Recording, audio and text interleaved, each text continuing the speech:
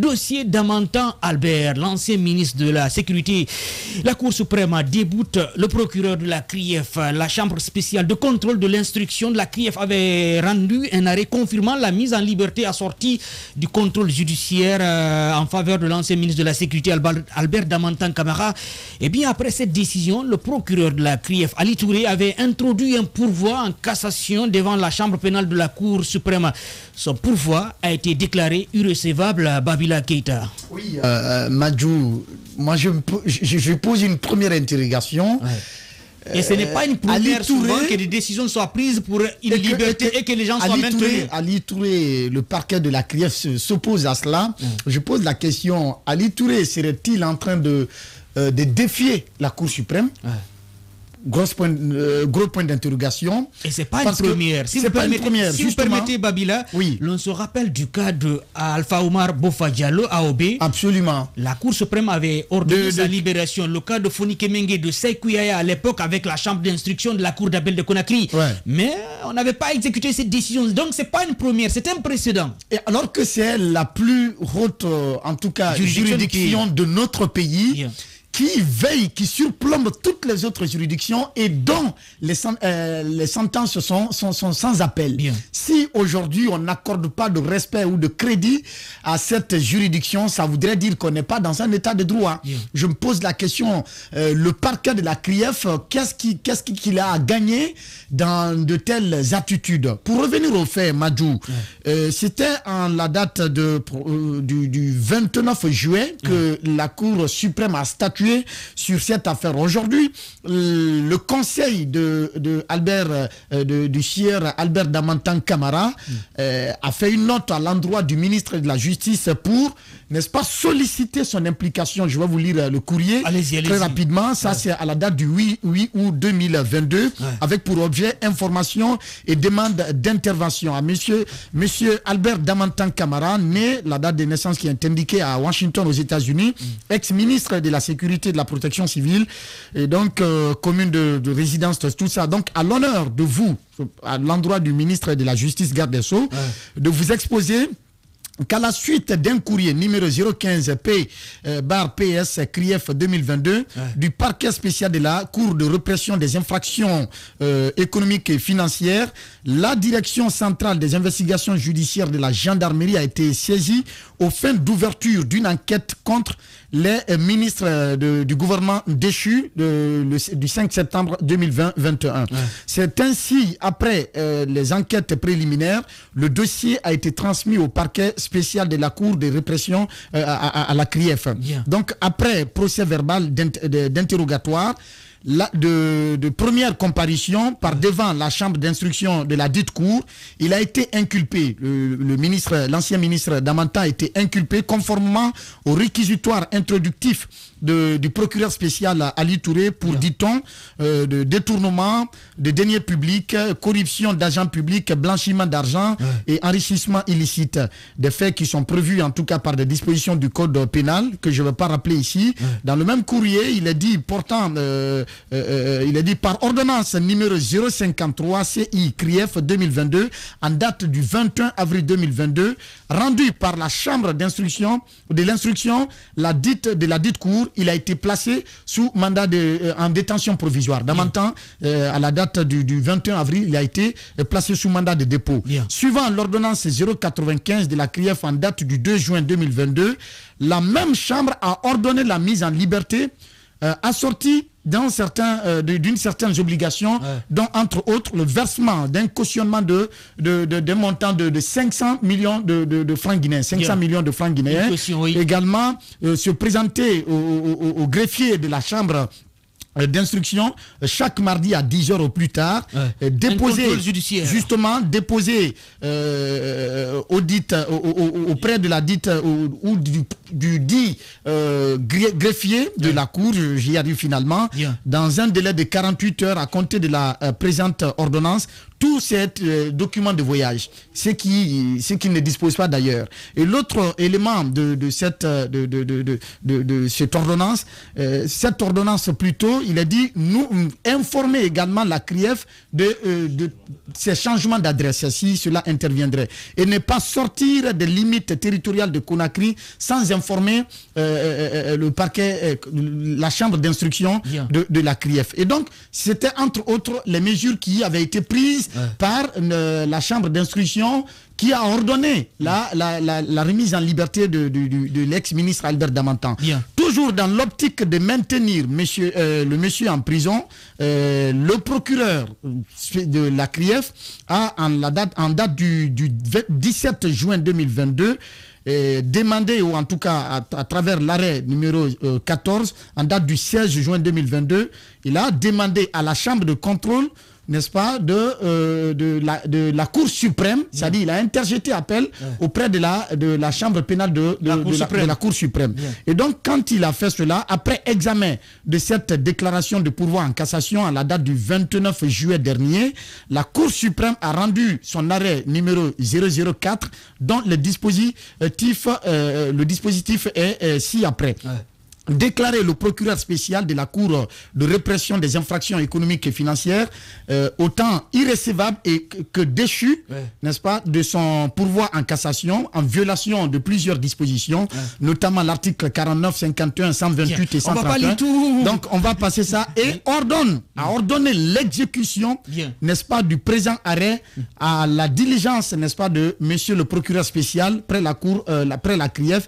Également dit que le présent arrêt sera publié au bulletin de la Cour suprême, ordonne, n'est-ce pas, sa transcription dans les registres de sa destinée. Et donc, de nos jours, qu'est-ce qui se passe? Malgré, n'est-ce pas, le versement, le procureur qui a demandé que la caution de 500 millions soit rehaussée à 1 milliard, tout cela a été fait, respecté par la partie, la défense, et, n'est-ce pas, versé au trésor public. Malgré cela, de nos jours, il se révèle que le procureur spécial s'oppose toujours à l'application de cet arrêt. Donc, quand vous entendez parler, c'est comme si le procureur est au-dessus de la loi. Voilà, ça a l'impression, sa démarche donne l'impression d'être au-dessus de la loi, mais aussi... La Cour suprême est au-dessus. La Cour suprême, c'est la dernière juridiction du pays. Si la Cour suprême prend une décision, il va falloir respecter. Mais ce n'est pas une première. Je vais vous rappeler l'histoire au temps du régime d'Alpha Condé, avec ce dossier de Alpha Omar Bofa Diallo. La Cour suprême avait ordonné également sa libération, mais ça n'a jamais été exécuté. C'est comme le cas du conseil juridique du FNDC à l'époque, Sekou Yaya, qui purgeait ça, qui n'était même pas jugé, qui était à la maison centrale de Conakry. La chambre d'instruction de la cour d'appel de Conakry avait également ordonné sa libération, mais ça n'avait jamais été exécuté. C'est comme le cas de Fodik Mengue. Donc c'est toujours un précédent et c'est dangereux quand même. Force doit rester à la loi quand même. Force doit rester à la loi, sauf que très malheureusement, c'est pourquoi d'aucuns commencent à douter vraiment de la crédibilité de la CRIEF. D'aucuns s'interroge par rapport justement quant à la conduite des dossiers par le parquet de la CRIEF. Je l'ai dit ici dans plusieurs émissions. J'ai dit le parquet de la CRIEF doit être démoli parce que sa démarche porte un coup fatal à la crédibilité et à l'intégrité de la CRIEF, si fait qu'aujourd'hui on ne se sent pas vraiment en justice quand on se retrouve devant la CRIEF, parce que tout simplement les agissements du parquet de la CRIEF, notamment du procureur spécial, ne rassurent personne, et cet arrêt de la Cour suprême qui n'est pas respecté en fait foi. En tout cas, force doit rester à la loi. On ne peut pas vouloir d'une doctrine et renoncer à ses principes. On ne parle d'une justice qui est la boussole.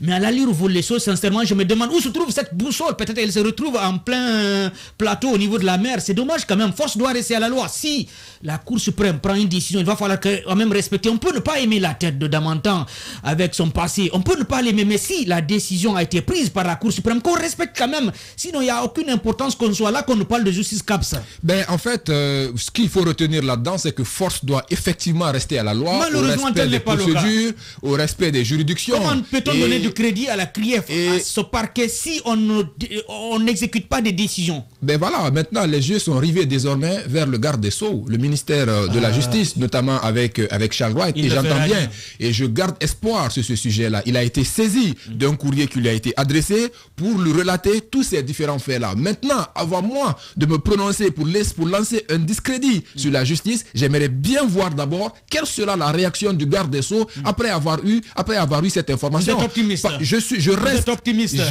optimiste par rapport à ce sujet-là, et j'ose espérer que ce matin, ni Babila, ni Keromadou n'auraient raison sur ce sujet-là, et que le garde des Sceaux va trancher en faveur du respect de la loi. Maintenant, ce qu'il faut dire, c'est qu'il faut rappeler, c'est de rappeler justement au procureur spécial de la CRIEF qu'il est important qu'en tant qu'homme de robe qui fait l'apologie de la justice et de la CRIEF, il se doit lui-même d'incarner ce changement qu'il veut voir chez les autres. Il doit appliquer ce qu'il veut que les autres appliquent d'abord. Ça, c'est l'un des faits. Est-ce qu'il est indépendant? La seconde chose, j'arrive. Est-ce qu'il est indépendant? Il n'y a pas une main noire derrière les décisions d'Ali Touré? J'y arrive. Il faut pas accuser de main noire. En Guinée, tout le monde sait que les magistrats ont leur totale indépendance. Bien, donc il n'y a pas de main noire qu'on peut mettre sur la tête de Ali. Il faut être courageux. Soit il assume ou il s'en va. Voilà. Maintenant, jusqu'à preuve de contraire, c'est lui qui est là-bas, c'est lui qui prend les décisions. Il a cette possibilité, il a son indépendance, à lui d'assumer cette indépendance-là. Mais je vais aller plus loin. Par rapport à la question, je pense qu'il y a le garant des institutions qui va faire appliquer. Justement, c'est là où je parle du garde des Sceaux qui est là, qui va trancher en sa faveur, et j'y crois fermement. Mais pour aller plus loin, il faut dire que par rapport à ce sujet-là, on aurait appris que pour la caution qui a été rehaussée après à 1 milliard de francs guinéens, que le père à l'ancien ministre de la Sécurité, le dernier porte-parole du gouvernement déchu d'Alpha Condé, son père qui était avant, non, pas même ministre de la Sécurité, il était ex-fonctionnaire de Air Afrique en Côte d'Ivoire. Il s'est engagé à mettre même son bâtiment qui est du côté de la Côte d'Ivoire pour pouvoir payer la caution qui est demandée à son fils. Donc pour dire que ce n'est ni une question de caution, encore une fois, qui pourra faire que la décision ne puisse pas être appliquée. Ce n'est non plus pas parce qu'ils ne sont pas prêts à respecter le contrôle judiciaire sur lequel il est soumis. Ce n'est pas également comme ça. C'est parce que tout simplement, le procureur de la CRIEF, jusqu'à date, se refuse de pouvoir appliquer cette décision-là. On se demande en comment il peut se mettre au-dessus de la Cour suprême. Encore une fois, le regard reste tourné vers le garde des Sceaux. Les discours changent. Les discours qu'on a tenus le 5 septembre ne sont plus les mêmes discours que nous retrouvons aujourd'hui. Moi, je suis de ceux qui estiment que si des gens sont arrêtés, qu'ils soient mis à la maison centrale de Conakry, il faut qu'il y ait un jugement pour qu'ils puissent connaître leur sort. Mais malheureusement, on retient des gens à la maison centrale, même s'ils sont accusés de détournement des milliards, qu'ils soient jugés. S'ils se retrouvent coupables, qu'ils soient condamnés. S'ils se retrouvent innocents, qu'ils sortent de la prison. Mais vouloir retenir des gens en prison sans qu'il y ait un procès, je ne suis pas du tout d'accord. C'était le cas de l'ancien régime avec l'arrestation de Cellou Baldé, des Gawal et tant d'autres aujourd'hui. Il n'y avait pas eu de procès. Ce sont les mêmes pratiques qui continuent. Alors qu'on nous parle de rompre avec les anciennes pratiques, je me dis tout simplement que c'est du tu veux, Félix. Vous savez, après, on était tous contents après la mise en place de la CRIEF, mais je l'ai toujours dit. Si on ne fait pas attention, à la base, cette bonne initiative qui a été appréciée par tous les Guinéens sera finalement décriée et ça va sortir au cœur de tous les Guinéens. Bien. Et ça se passe maintenant du sujet dont nous sommes en train de parler. Moi, je dirais, il ne faut pas généraliser les choses. Ouais. Si c'est Ali Touré qui est au devant des choses, on engage sa responsabilité. Bien. Ni le gouvernement, ni le CNRD n'est responsable de ce qui se passe. Il est le procureur et dans les lois et dans les faits, le procureur est libre dans ce qu'il est en train de faire. Donc, il ne faut pas qu'on généralise des choses. Maintenant, de l'autre côté, on le dit, force doit rester à la loi. Un procureur peut perdre à la justice. Ça, c'est naturel. Mais il ne faut pas être aussi arrogant et c'est substituer à la loi. Moi, je pense qu'aujourd'hui, peu importe cette envie de vouloir poursuivre des gens où on pense qu'ils ont détourné à un moment donné de leur gestion le pays, à un moment donné, il faut savoir aussi respecter la loi parce que c'est très important. Parce que si vous ne la respectez pas, elle risque de se retourner contre vous. Ali Touré, si vous êtes à l'écoute de l'émission, vous faites très attention parce que vous êtes à la tête d'une institution, encore une fois, qui est à la fois nous sommes contents de sa création, mais qui à la fois aussi est très dangereux si vous ne prenez pas ou vous ne savez pas la gestion. Et c'est très important aujourd'hui d'écouter et de comprendre que force doit rester à la loi. L'on ne peut se rendre compte de l'impact négatif de l'injustice et quand elle vous touche. Aujourd'hui, peut-être c'est Damantin et tant d'autres. Sincèrement, moi je ne défendrai pas Damantin ici, mais force doit rester à la loi. Les gens sont mis en prison. Jusqu'à présent, on ne parle pas de procès, ils sont retenus. Pourquoi ne pas organiser un procès, qu'ils soient situés sur leur sort, mais ils se retrouvent à la maison centrale. C'est le cas des Damaro, de Kassori et tant d'autres. Ça ouvre la voie à deux questions. C'est un précédent, ça nous rappelle l'histoire. On n'a pas pu rompre avec les anciennes pratiques. Ça nous ouvre la voie à deux questions. Ouais. La première, c'est de savoir ceux qui ont géré sous Alpha, l'horizon, c'est-il la prison? Ouais. Est-ce que faut-il rester en prison parce qu'on a géré avec Alpha? Est-ce que ces gens-là ne peuvent pas bénéficier de mesures de facilitation, comme le cas de les mettre sous résidence judiciaire, contrôle judiciaire, ou même les soumettre à un régime de présentation 2 fois dans la semaine? Ouais. C'est ça le problème. Ces mesures-là existent. Ouais. Faut-il faire recours à ces mesures-là ou faut-il les garder forcément en prison? Ouais. C'est la première question. La seconde question, c'est quoi la place de la CRIEF aujourd'hui dans nos juridictions? Parce que si c'est comme vous êtes dans une famille, le père de famille dit faites ça, en vertu des règles de la famille. Ensuite vous dites non, je suis un grand garçon, j'ai atteint la majorité, je ne le fais pas. Je fais bon ce qui me semble. Bien. Vous n'êtes plus de cette famille. Aujourd'hui, est-ce que la CRIEF continue à appartenir au monde judiciaire guinéen? Et est-ce que la CRIEF est-elle une cour supra qui dépasse totalement la Cour suprême? On est amené à se poser ces questions-là. Parce que la décision rendue par la Cour suprême doit donc de mettre Damantin en liberté. Ça prouve que le système est fort dans ce pays. Et le consigne même à certaines obligations. Mais le procureur prend sur lui le risque de refuser d'accepter cette décision. Et cela pousse la défense de Damantin à saisir le ministre de la Justice, ce qui ne se devait pas. Aujourd'hui, quand même, quand les gens doutent du fait que la loi puisse être respectée en Guinée, non, moi je ne doute pas. Je ne sais pas si on se souvient encore de qui est ministre de la Justice. C'est quand même Charles Wright. Charles Wright, c'est cet amoureux et cet exigeant des questions de droit et des questions de loi. Donc aujourd'hui... Les dernières années, oui. Non, pas les dernières années, même récemment. L'homme a changé. Non, il n'a pas changé. Attention.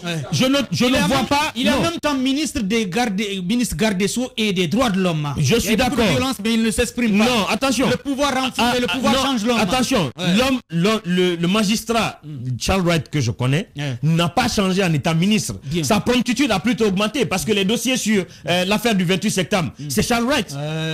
Les décisions sur... Un procès avant le 28 septembre, vous croyez? J'y crois. Avec les premières démarches qui ont été entamées pour savoir ce que l'argent... Parce que ça, c'est un coup de com', c'est du buzz. D'accord, mais acceptons ce buzz-là. C'est du buzz. Ce buzz-là n'aurait jamais existé. Il aime se faire remarquer. Ce buzz-là n'a pas existé sur Yari. Ce buzz n'a pas existé sur Koné. Bien. Pourtant, tout le monde... Aucun Guinéen ne savait qu'il y avait eu de l'argent dépensé dans l'affaire du 28 septembre. Maintenant, il faut jouer le rôle. Aujourd'hui, Charles Wright, j'y crois. Bien. J'y crois. L'affaire du 28 septembre, c'est une preuve. Son arrivée à la tête du ministère. Non. Ça, c'est un autre débat, Madjou. Je suis en train de parler du dossier, de Damantin. Et ce dossier-là, quand je dis que j'y crois fermement. Charles Wright est connu pour sa conviction et son respect des règles. Donc, j'espère qu'il prendra les mesures qu'il faut dans les brefs délais afin de permettre de rétablir Damantin dans les droits que la Cour suprême, qui est l'instance suprême judiciaire en Guinée, lui a octroyé. Il ne faut pas que le procureur se substitue à la loi. Parce que force doit rester à la loi. Ça, on finira jamais de le dire. Il nous reste une minute à partager. Si vous prenez beaucoup plus de temps, on serait obligé de vous interrompre. Oui, rapidement. L'article préliminaire du Code de procédure pénale, dans son alinéa 10, dispose que la liberté est la règle et la détention l'exception. Rapidement, Capsa. Voilà, moi ce que j'ai envie de souligner, rapidement souligner, c'est de faire remarquer aux gens que depuis la création de la CRIEF, à chaque fois que le procureur est interpellé devant la Cour suprême, il est débouté.